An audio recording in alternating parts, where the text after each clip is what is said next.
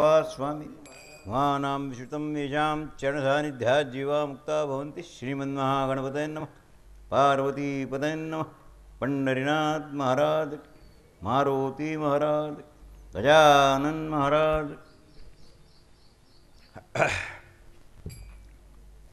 वैशंपायन उवाच भगवान मार्कंडे धर्मराजाला सांगतात, राजा एवतेन महाबाहो रामेण तेजसा प्राप्तं सुखा वनवासात कृतं पुरः। राजा महाशुचा पुरुष व्याघ्र क्षत्रियोसी परंत दीप्ती निर्णय ज्या ठिकाणी केवळ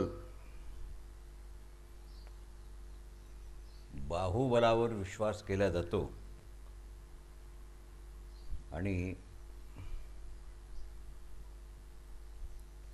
देवार्पण केले जाते, त्या कर्मात जीवाला निश्चित विजय प्राप्त होतो।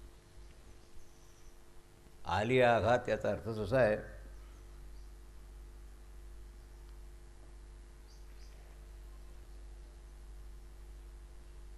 भार देवावर घालणे। देवावर म्हणजे तू हे कर असं नाही, पण त्याची साक्ष घालून या भार राहिलो निश्चिंती ते मुक्तीकडे गेलं। ज्ञानोबरायांनी येर बहुत जोडिती किरीटी जयाची भजने भोगासाठी ते आशा तिमिरे दृष्टिमंद झाले। बहुत बहुत जोडती किरीटी, स्वर्गाचे पुढे जाता येईल इतकं जोडलं सगळं गोळा केलं, पण जयाची भजने भोगासाठी इथे परमार्थ रूपातही भोग मिळावा हे भजन भोगासाठी, स्वर्गातही भोग मिळावा भजन भोगासाठी, ते आशा तिमिरे दृष्टिमंद झाली। आशाईं परमदुःखम नैराश्यम परमसुखम। आशा मनात ठेवून जो भजन करील ते भजन कधीच फलीभूत होणार नाही। म्हणून भजन ज्ञानांतर्गत ठेवा। ज्ञान यथार्थ असेल, अयथार्थ नसेल तर भजन भोगासाठी होणार नाही, आणि अयथार्थ ज्ञान असेल तर निश्चित रूपानं भजन दिसेल पण भोगासाठी राहील। मार्कंड्याचं वय काय आहे म्हणतात, राजा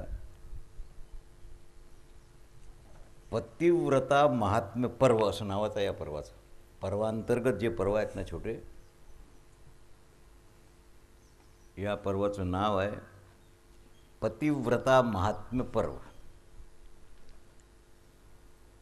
आणि एकमेव पुराण कालापासून इतिहास काळात सती जाणाऱ्या स्त्रिया हजारो आहेत, हजारो। माधवराव पेशव्यांची पत्नी पेशवीण,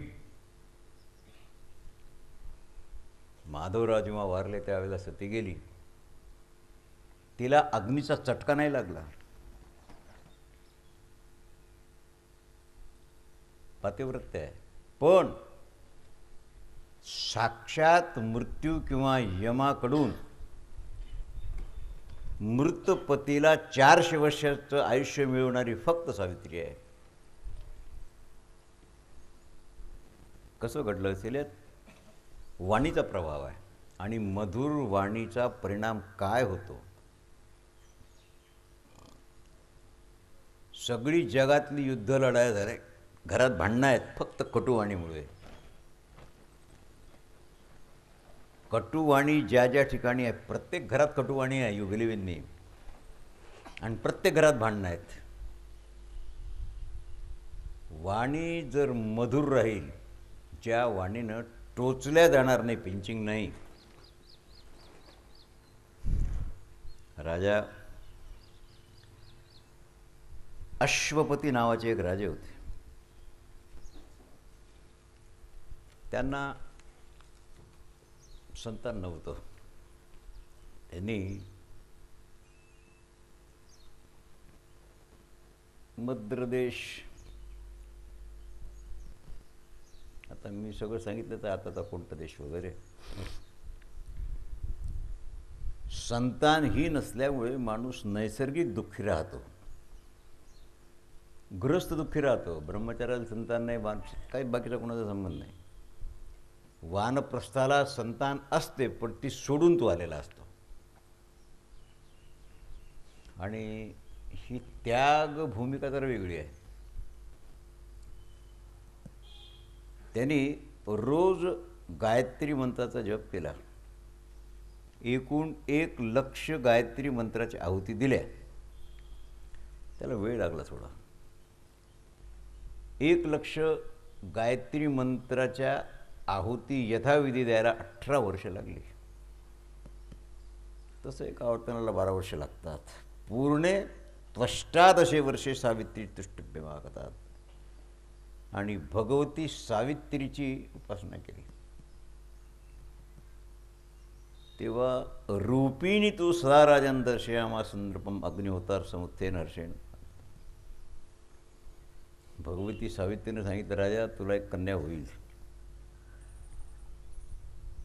मुलगा नाही होणार, पण ही तुझी कन्या अशी होईल जी तुला तिच्या पुरुषार्थानं 100 पुत्र प्राप्त करून देईल. तर कसा अर्थ लावायचा आहे? कन्या पुत्र प्राप्ती कशी करून देईन? 100.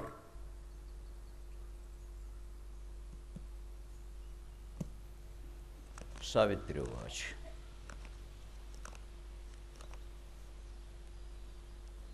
कन्या तेजस्विनी. तेजस्विनी कन्या ज्या घरात आहे तिला वर सापडणं फार दुर्लभ असते. चांबडं सुंदर आहे ते तर लवकर कोणी उचलून घेईल, पण तेजस्विनी कन्या असेल कोणी लग्नच करत नाही. महाभारतात शांतीपर्वत कथा आहे. एका ऋषिकन्याने सांगितलं बापाला, बाबा मला आंधळा आणि डोळस असा पती पाहिजे. तर एक तर आंधळा तरी राहील, डोळस तरी राहील. एक ऋषीपत्र आल्यावर भयंकर तेज होतं तिचं, कोणी थांबत नव्हतं. त्यांनी सांगितलं मी आंधळ आहे आणि डोळस आहे. जग जिथे डोळस आहे तिथे मी आंधळी आहे, आणि तुम्ही जिथे आंधळ्यात तिथे मला दिसते, तिथे मी डोळस आहे. तर पहा, गीता पाहून घ्या, बाहेर जायचं कामच नाही. यस्मान्नो द्विजते लोको. जिथे झोपलेले आहेत सगळे लोक त्या ठिकाणी महात्मा जागा आहे. आणि ज्या ठिकाणी तुम्ही जागृत आहात संसारात तिथे ते झोपलेले आहेत. सावित्री करता खूप प्रयत्न केला तिच्या बापाने, अश्वपतीने. कोणताच राजपुत्र तिला पाहत होता पण चटकन निघून जात होता. शेवटाला शेवट अश्वपती उवाच. त्यांनी सांगितलं, पोरी तुला ऋतू प्राप्त होऊन जर 36 महिने झाले ना, मला नरकाला जावं लागेल. कारण 36 महिने ऋतू प्राप्तीनंतर कन्या जर, म्हणजे पिता तिचं कन्यादान करणार नाही तर त्याला तर पाप भोगावं लागेल. म्हणून मी तुला अशी आज्ञा देतो, तू वृद्ध मंत्री सोबत घेऊन संबंध भारतात 4 महिने 6 महिने रथ हे, आणि तुला योग्य वाटेल, तुझं तेज सहन करील, तुला पसंत पडेल, त्याचं नाव मला सांग, मी लग्न लावून देईल. मृते भर्तृपुत्रस्य वाचो मातुरक्षिता. विवाहयोग्य कन्येचं कन्यादान न करणारा पिता निंदनीय आहे. तर मार्कंडे म्हणतात ती फिरली आणि 6 महिन्यानंतर परत आली. ज्या दिवशी ती आली त्या दिवशी राजा अश्वपतीजवळ नारद बसलेले होते. नारदांनी विचारलं, कगता सुयती सापडला का तुला वर?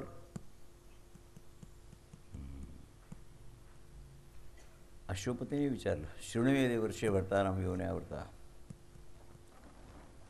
मार्कंडे म्हणतात, सावित्रीनं उत्तर दिलं, महाराज इति स्यात् पंचाद ज्ञातो बहुवी. पृथ्वीपती द्युमत्सेन शाल्व देशात द्युमत्सेन नावाचे एक धर्मात्मा राजे होते. पुढे ते आंधळे झाले.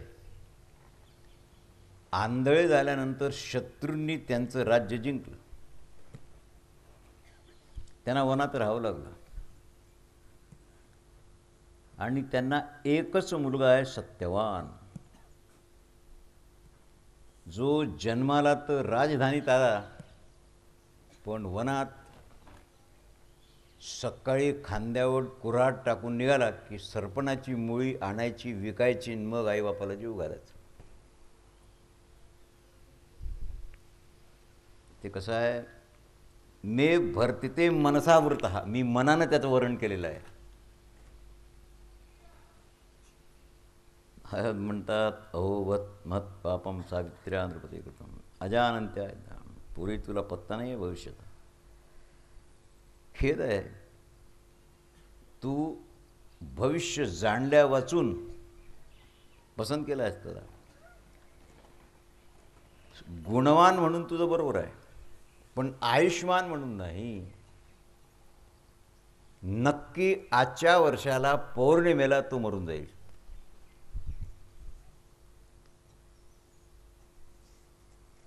त्याचं नाव फक्त सत्यवान नाही आहे, तो सत्यच बोलतो, सत्यच आचरतो, सगळं आहे.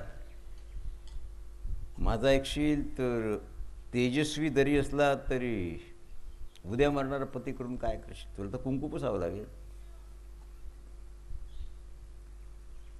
अश्वपतिरुवाच, पोरी पुन्हा एकदा जा. पुन्हा दानी, ब्राह्मण भक्त, रूपवान, उदार, प्रियदर्शन आणि ज्ञानी, ह्यातली सगळे लक्षणं आहेत का सांगितलं? सगळे आहेत.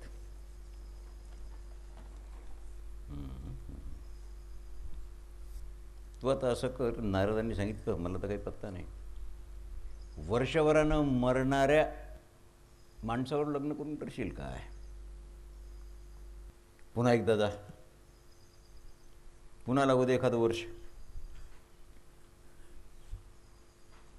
सावित्री ऐकत होती फक्त.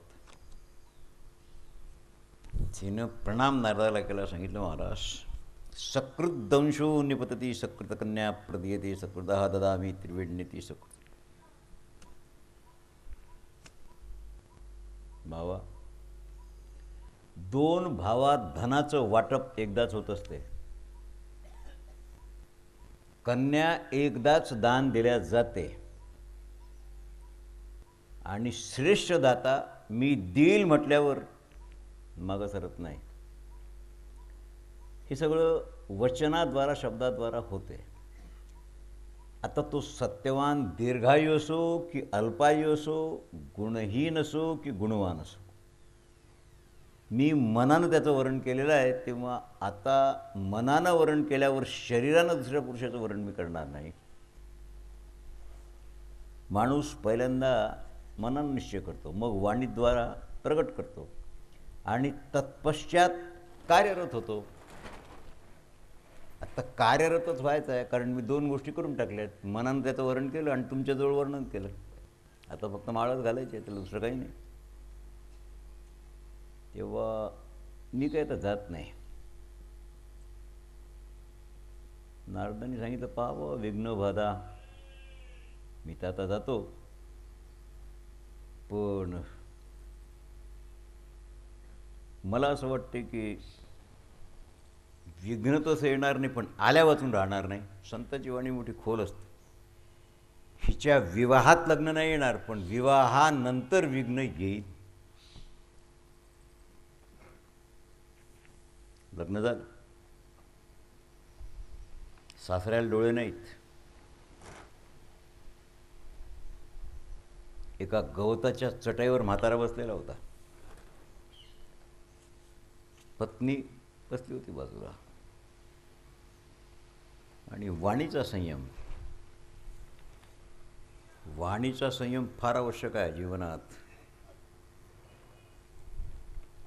देवमत सेनाने सांगितलं, पुरी तू राजकन्या आहेस, तर आमच्याजवळ तर अन्न शिजवायला भांडंही नाही आहे, मातीच्या भांड्यात अन्न शिजवावं लागतं. राज्यापासून च्युत झाला होता मी.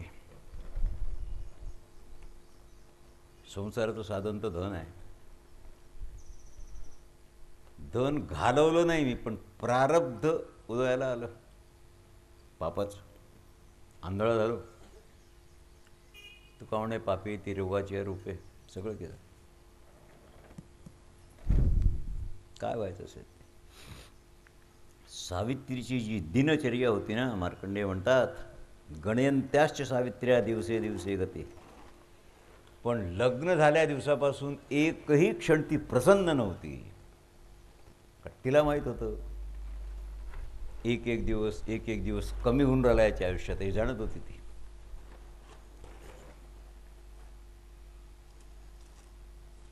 चार दिवस राहिले राहिला. तिने सांगितलं, आता दिवारात्रम तिरेरात्रम, 3च रात्री आहेत. तिनं सासऱ्याला विचारलं की मला 3 दिवस व्रत करायचं आहे. परवानगी तिघांची घ्यावी लागली तिला, पती, सासू आणि सासरा. हे 4-5 हजार वर्षापूर्वीच आहे, त्याच्यामुळे तुम्ही असं वागावंच असं नाही, पण मला सांगणं भाग आहे. आणि ज्या दिवशी त्याचा मृत्यू आहे तो दिवस उगवला. आता पौर्णिमा येईल ना, ती वटसावित्री पौर्णिमा येईल नाही शंतर. ह्या बाया जातात, ते दोरा गुण पूजा कर, आणि घरी गेल्या की नवऱ्याशी भांडता, मला आज उपवास आहे आणि फराळाचं आणलं नाही. काय करतात त्या उपवासातून, मातीत घालतो तो उपास. त्या उपासाचा अर्थच असा आहे, प्राण गेला तरी पतीचा अपमान न करणे. हा विधी आहे खरा. पण रोज नवऱ्याशी भांडाल, त्यांची चूक तर नक्कीच आहे. पण तुम्हाला स्त्रीजन्म मिळाला काही फार पुण्याने नाही मिळाला, तुम्हाला सहन करण्याकरता मिळालेला आहे. ऐसे हूँ पति पद किए अपमाना, नारी पावे जमपुर दुःख जाना. तुलसीदास महाराजांना विचारायचं खरं काय म्हणतात ते. सावित्री व्रत करायचं असेल तर हाती पाणी घेऊन संकल्प करा. एकदम नका करू फार, की बाबा मी आजपासून निदान चातुर्मास तरी नवऱ्याबरोबर भांडणार नाही. निघतात काय चातुर्मासाचे दिवस तर काढून दाखवा, मग पुढे व्रत पाहू. पण नुसतं व्रत करून ते खाण्यापिण्यात बदल, आणि तिथे काय बायांच्या भेटी होतात त्या झाडाजवळ वृक्षाजवळ. काय ग काय काय बोलली सासू, कसं गेलं, नंदन आली काय, मारामारी झाली काय काय वगैरे वगैरे. काही घेणं देणं नाही त्याचं. आणि भटजी पोथी सांगतात, यांनाही तुमचं घेणं देणं नाही. 50 रुपये काढा, दुसरं घर चाललो. असं आहे सगळं. फल ना चुंबिता फुल ना तुरंबिता. मार्कंडेय म्हणतात, शिवो भूते भर्तृमरणे सावित्र्या भरत शिव. आज माझ्या पतीचा मृत्यू आहे. खांद्यावर कुऱ्हाड टाकल्यावर तिने सांगितलं, महाराज वर्ष झालं मी काही तुम्हाला मागितलं नाही, डिमांड नाही, डिमांड. आज मला तुम्हाला मागायचं आहे. काय पाहिजे तुला. सांगितलं काही पाहिजे नाही, तुम्ही वनात मला सोबत न्यावं हे पाहिजे. हे सांगितलं तू वनात, तुझ्या पायात काय चप्पल आहे की शंडील आहे. काय होत असेल भगवंता, एवढ्या टाका आहेत त्या सँडीलच्या, कशाला कशा चालतात पुरी. त्यांना ते सर्कसची सवय झाली. सर्कसमध्ये ते खेळतात की नाही लोक, आपण नाही खेळू शकत. सर्कस आहे ती, एवढ्या टाकेची सँडल चप्पल वापरणं म्हणजे सर्कस आहे. कारण तिला ते टोक पण एका कामाची आहे. ती झोडपासाठी ते टोक आहे ना, ते काठीचं काम करते. देखे देखे लिया जो घटे काया बडे रोग. लिंबाचा पाला खाणारा संत होता एक गावातलं तरुण पोरगं त्यांच्याबरोबर गेलं. महाराज मी तुमच्याबरोबर चालतो. त्यांनी सांगितलं चाल, पाला खावा लागेल, भिक्षा नाही मागू देणार, खाईल, तुम्ही खाता मी खाईल. 4 दिवसात पळून आला. लिंबाचा पाला खाऊन 5व्या दिवशी पळून आला. पाहून आचरणात बदल करू नका, विचार करून करा. आपण भारतीय आहोत, हिंदू आहोत आणि विशेष म्हणजे महाराष्ट्रीयन आहोत. संताची भूमी आहे. ज्ञानोबाराय, तुकोबाराय, निळूबाराय, नाथ महाराज, नामदेवराय, चोकोबाराय यांची भूमी आहे. हे अशोभनीय आहे. आजही मराठवाड्यातल्या स्त्रिया जे काष्ट्याचं लुगडं नेसतात ते पर्सेंटेज आपल्या विदर्भात नाही. फार लाजीरवाणा आहे. आता तो काल नाही याच्याकरता तुम्ही मग फार भयानक बोलतो. काल तोच आहे. सत्यवानाने सांगितलं मला तुला नेता येत नाही, तू माझ्या आईला विचार. बायकोने सांगितलं मला सिनेमाला जायचं, तिला सांगता काय की तुझ्या सासूला विचार. त्या म्हातारीला विचारल्यावरती म्हणे मी स्वतंत्र नाही, तुझ्या सासऱ्याला विचार. तिघांची परवानगी. आणि आंधळा म्हातारा आहे. संवत्सर किंचनार शिकांत सुनतीन दृष्टम परंतु कौतूहली मे. ते म्हणतात प्रणाम करून आज्ञा घेतल्यावर वनात गेली ती. 3 प्रहर संपले आणि दिवसाचा 4था प्रहर जेव्हा लागला तेव्हा सत्यवानाने सांगितलं सावित्री माझं डोकं फार भारी झालेलं आहे, मी आता सरपण तोडू नाही शकत, मला थोडीशी विश्रांतीची गरज आहे. डोकं घेतलं मांडीवर. तिला तर कल्पना होतीच फार थोडा वेळ आहे. आता डोळा बंद झाला. तुका म्हणे पतिव्रता तिची देवावरी सत्ता. तिला साक्षात यमधर्म समोर दिसली.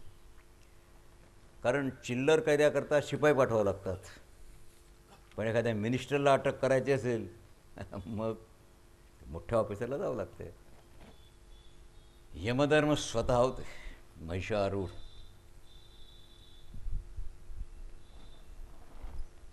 शक्तिशाली सत्यवान आहेत. ती पाहत होती श्वास आहे की नाही, छातीची धडधड आहे की नाही.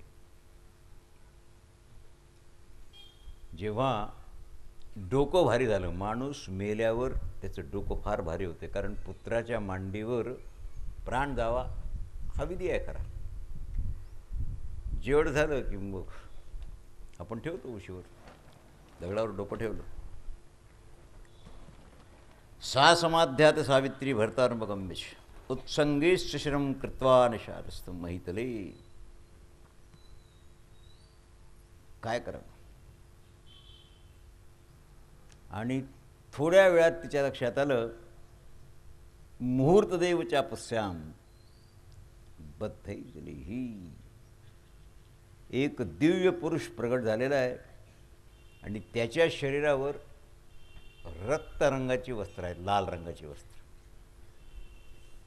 आरूढ आहे, मुकुट आहे डोक्यावर, सूर्यपुत्रच आहे त्याच्यामुळे तेज आहे वगैरे. पण त्या यमाकडे पाहून तिला प्रसन्नता नाही वाटली, भीती वाटली.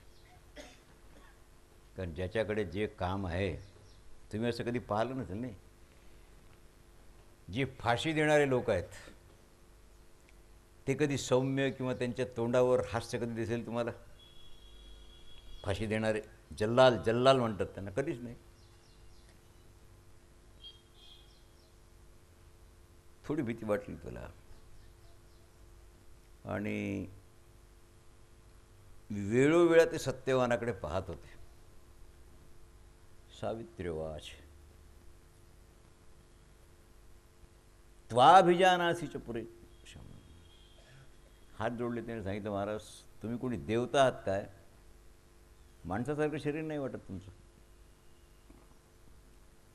कृपा करायची असेल तर माझ्यावर तुम्ही कोण आहात एवढं सांगा फक्त. यम उवाच पतिव्रता सावित्री तथैव च तपो अन्विता अंतश्च स्वामी वाशी विद्येते त्वाम. पतिव्रते मी यम आहे, तू तपस्विनी आहेस. आणि हा राजकुमार सत्यवान याची आयु समाप्त झालेली आहे. मी याच्या प्राणाला जीवात्म्याला बांधून घेऊन जाईल. बस एवढंच करता मी आलो.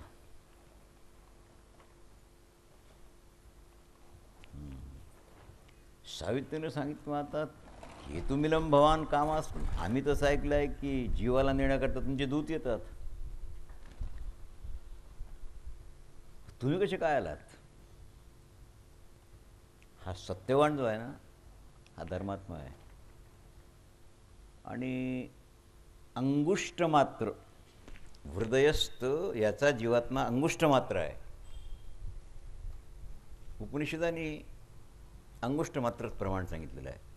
अंगुष्ट म्हणजे अंगठा. अंगठा कसा आहे? याचं टोक वर आहे. म्हणजे तिथे जी प्राणाची ज्योत आहे तिला ग्रॅव्हिटेशन नाही, लिव्हिटेशन आहे. कळलं की नाही? ग्रॅव्हिटेशन गुरुत्वाकर्षण. आपण दिवा लावतो, वात कधी खाली जाते काय?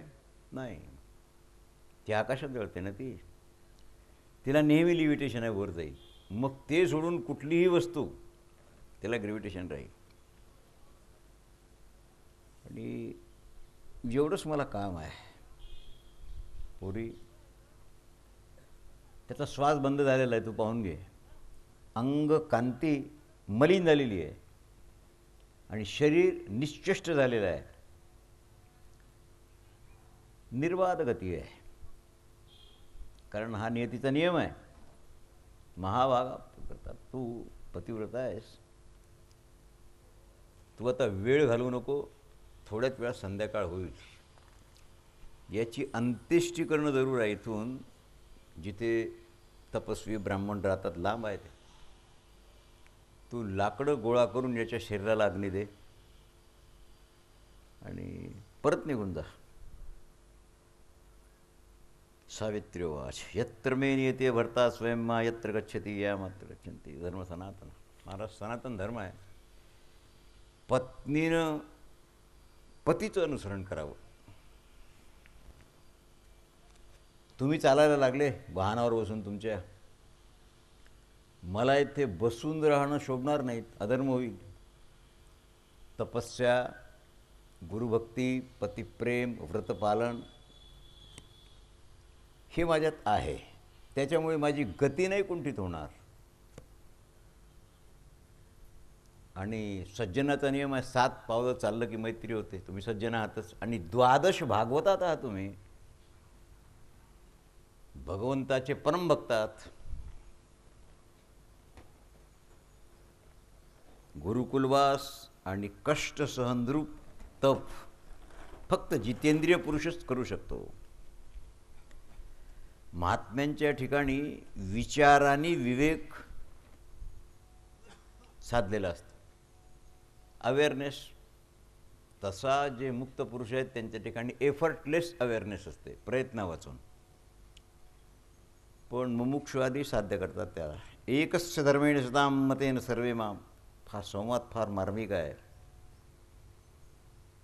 विज्ञान वर्गावर जाता येईल, सगळ्यांचं लक्ष आहे. बाकी तर काही मला वाटत नाही, कारण सत्पुरुष धर्माच्या मार्गावर चालतात. मुक्त पुरुष चालतच नाहीत, ते थांबलेले असतात. आणि उरलेले लोक विज्ञान मार्गावर चालतात. याकरता साधू पुरुष वर्ण आश्रम धर्माला प्राधान्य देतात. आता आम्ही गृहस्थ आहोत.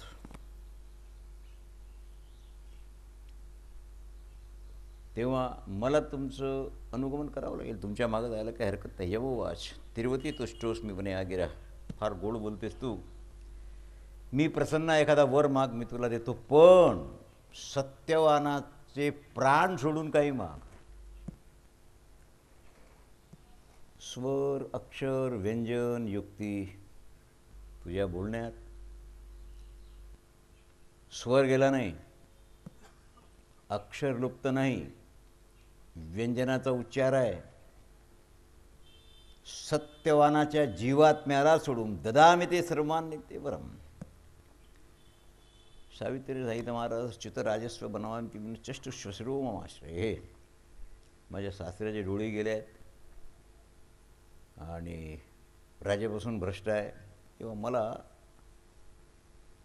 या वरानं माझ्या सासऱ्याला राज्य मिळावं त्याचंच आणि डोळे यावे तदास्त. ददामी तेहम. मी तुला दुसरा वर देऊ इच्छितो माग. श्रमकुतो भर्तृ समोहितो निमे येतो भर्ताच ममगती ध्रुवाहा. तिने सांगितलं, महाराज तुम्ही म्हणता तुला श्रम झाले, परंतु पतीच्या सोबत असताना श्रमाचं कारणच नाही काही.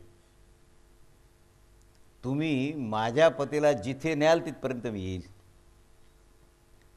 आणि अवश्यंभावी आहे. कारण तिला सोडून कोणत्याही आमिषानं मी मार्ग नाही सोडणार. तो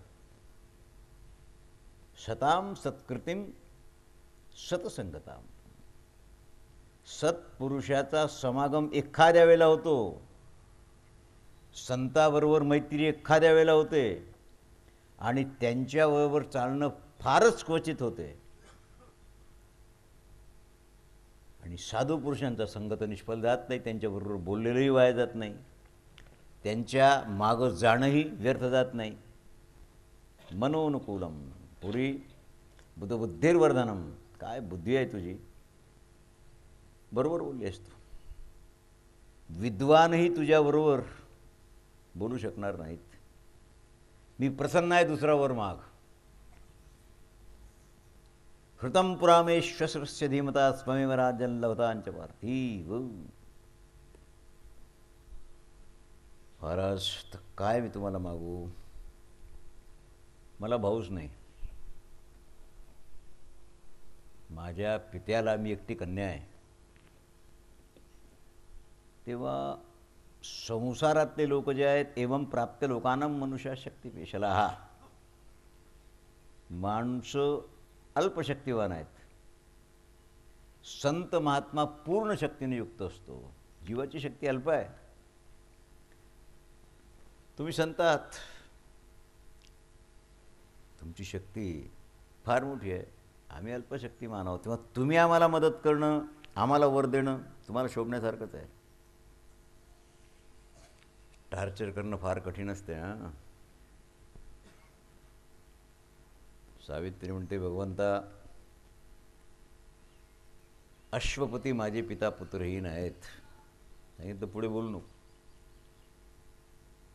तुझ्या पित्याला 100 पुत्र होतील, परत जा आता. सांगितलं, महाराज तुम्ही परत जा कसं काय म्हणता वारंवार मला. कोणताही सत्पुरुष महात्मा पतीला सोडून परत जा म्हणणारच नाही. माझा पती जिथे जाईल ते स्थान दूर नाहीच आहे. मला थकवा नाही, काही नाही. देवेश्वर विवस्वाना तस्य प्राणायाम. तुम्ही सूर्यदेवतेचे प्रतापवान पुत्र आहात. समेन धर्मेण चलन्ति ते प्रजा सत्ततेश्वरो धर्मराजतः. समस्त प्रजेबरोबर समता ठेवून हा तुमचा धर्म आहे. तुम्ही काय कोणाला मारता का? नाही नाही. हे जीव सगळे जे तुमच्या लोकाला येत आहेत ना, हे त्यांनी केलेल्या कर्माचं फल म्हणून तुमची वाट वाहून राहिली. कारण गर्दी तुमच्याच मार्गावर जास्त आहे. वैकुंठाच्या मार्गावर एखादी एसटी आहे, इथे दिवसभर 10 गाड्या आहेत, त्याच्यात ती जागा भेटत नाही. तुमचा मार्गच पाहतो. त्यात तुम्हाला दोष आणि पाप नाही आहे. तुम्ही फक्त भगवंताच्या आज्ञेचं पालन करतात, त्यांना उचलून आणता, याच्यापेक्षा काही नाही आहे. हे जे मरतात ना, नरकाला जातात ना तुमच्याकडे, हे स्वतः केलेल्या कर्माचं फल भोगतात. तलवारीनं माणूस मरत नाही, बंदुकीच्या गोळीनं मरत नाही, आजारानं मरत नाही, सर्प काही नाही. ते निमित्त आहे सगळे. निमित्त तर लागेल ना मरणाला, मृत्यूला, पण हे भोगतात कर्म. हा गा रोगू काही रोगे आवडे दरिद्र दरिद्र्या परी भोग विजय बळीया अदृष्टे. त्यारवारा म्हणतात, आदृष्ट झाले या उदासू पालटे श्रीमंताचा विलासू. यमोवाच अदाव्रतं ते वचनं यदांगने श्रूयते तावत् पण मी तुला हे चौथं वरदान देतो, पण सत्यवानाचा जीव सोडून तुला वाटेल ते माग. त्यांनी सांगितलं जीव नाही मागत मी, मला जीवाचं काय कराय. पतिव्रता स्त्रिया पतीला फसवत नाहीत, पण यमाला फसवतात. सावित्रीनं पतीला नाही फसवलं, पण बोलण्याच्या चातुर्यानं मृत्यू देवतेला फसवलं. कारण जगात न मरणारं फक्त मृत्यू आहे. न्याहाळी पाक एवढा पसरला असे चौडा करूया माझी बडा आकार गजू. मृत्यूच्या पंजातून कोणीच सुटलेलं नाही आहे. 2 प्रार्ध वर्षांतर ब्रह्माही इंद्रविंद्रचं काय सांगावं, एक सरी पाती उठी 14 जणांची. याकरता मी माझ्या पतीचं जीवन नाही मागत. सावित्रीवाच ममात्मजम सत्यवतस्थौरसम भवेद्वाग्यम यत्कोयोद्धकम शतम सुतानाम जारीवीरानाम मिदम चतुर्थम मर्यामी ते परम. चौथ्या मरानं मला हे पाहिजे, मला 100 पोरं व्हायला पाहिजेत. तुम्ही पटकन म्हणाल ते नाही.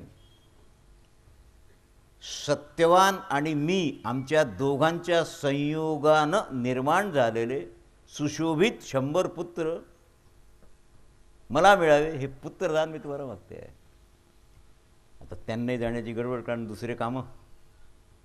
आपण कुठे जातो की नाही मिनिस्टर आधी कुठे गडबडीत माणूस म्हणतो हो हो हो हो म्हणतो. पुण्याला चालला माणूस आणि सांगितलं बा माझी मुलगी दिलेली आहे अमक्या ठिकाणी, तिच्याकरता हा चिवडा घेऊन जा, अमुक घेऊन जा, तिला हा निरोप सांगा, कधी येणार आहेस विचारून. आता याला लेखाला गाडीला 10 मिनटं राहिले. हो हो हो, ते सांगणाऱ्याच्या लक्षात आलं की यांचं काही लक्ष नाही, नुसतं हो म्हणतात. तिने सांगितलं की माझ्या मुलीच्या दारी अड आहे, तो येताना घेऊन ये. होत म्हणलं तो. अरे आता वीर कशी आणता येईल, म्हणजे तुमचं बोलण्याकडे लक्ष नाही, हा अर्थ आहे. गडबडीत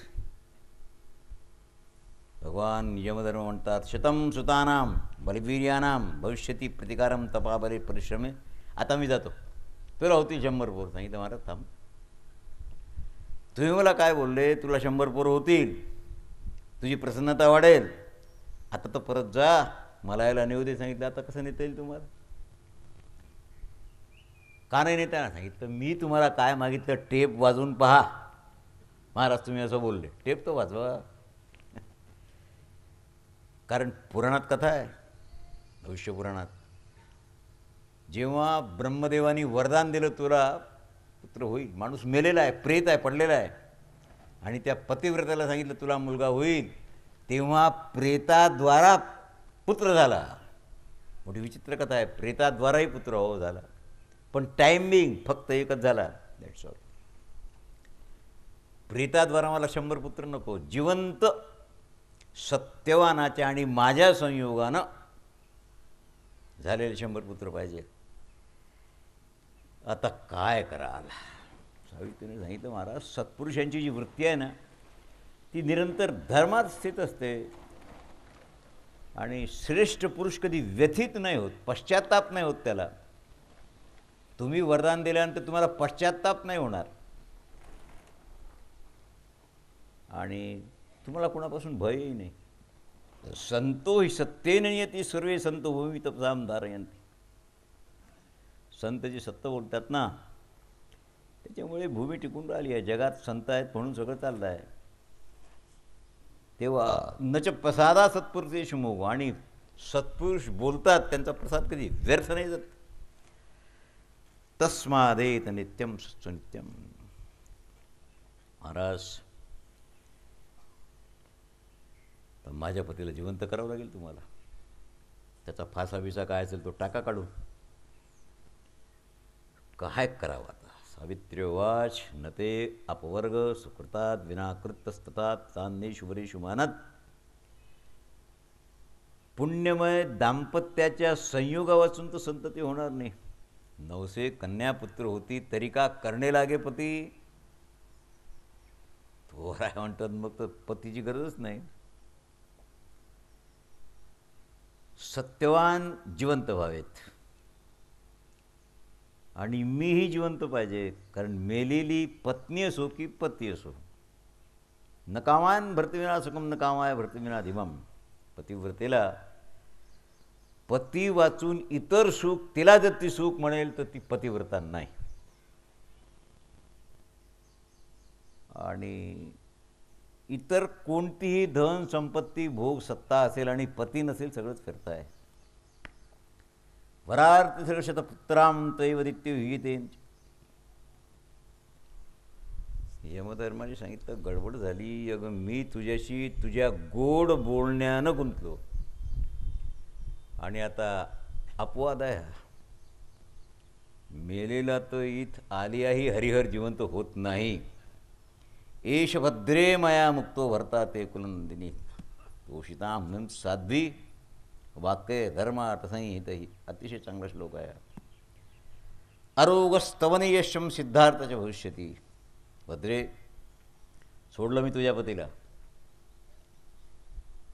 तू कुलनंदिनी आहेस, धर्मयुक्त वचनाद्वारा संतुष्ट केलं आहेस तू मला. निरोग सफल मनोरथ. आणि मी तुला आता सांगतो, चतुर्थैर शतायुष्यत्वयात. तुझा पती जिवंत तर झालेलाच आहे, जा त्याच्याजवळ लवकर परत. 400 वर्ष जगेल तो. आता मालब्धा मालवानाम शाश्वतः. तुझी आई मालव देशात उत्पन्न झालेली आहे, कारण मालव देशात क्षत्रिय आहेत, पण तिथे राजर्षींची संख्या जास्त आहे, म्हणून तू चांगल्या उदरातून जन्माला आली आहेस. यमाला प्रणाम केल्यावर निघून गेल्यावर थोडीशी हालचाल करत होते ते. उठून बसवलं सावित्रीनं. सत्यवान म्हणतात, सावित्री इतकी झोप मला लागली, 2 तास पत्ताच नाही. रानात मी कधी झोपत नाही. मला डोकं दुखायला लागलं म्हणून तुझ्या मांडीवर डोकं ठेवलं, ते मला जाग आल्यावर तूही नाहीस. आता काय करावं. तिने सांगितलं, झोपले होते तुम्ही आणि प्रजेचा संयम करणारे भगवान यम होते. तुम्ही विश्रांती, तुम्ही मेले होते असं नाही बोलले. नाही नाही नाही, प्रगाढ अंधकाराची रात्री झालेली आहे. हात ठेवा माझ्या कानावर, पण हळूहळू जाऊ पुढे. ते सरपण बिरपण पडू देतात. आजच्या दिवस चालता येत नव्हतं. झोपेतून उठलेला माणूस, दारू उतरलेला माणूस, म्हणजे पितो तेव्हाही हातपाय कापतात, उतरल्यावरही हातपाय कापतात. कब्बशी हातात घेतली ती अशी अशी थरथर थरथर कापते. तरुणांची शक्ती कुठे जाते. काय करावं. रक्तम. म्हाताऱ्याला डोळे मिळाले होते, राज्य पुढे मिळेल. चौकशी केली, सत्यवान कुठे आहे, माझी सून कुठे आहे. तपस्वी ब्राह्मण होते. इतरही काही मंडळी होती वनात राहणार. त्यांनी सांगितलं की आता रात्र झाली, तो सायंकाळच्या आत येतो रोज, आला नाही आहे, बायकोला बरोबर घेऊन गेलेला आहे.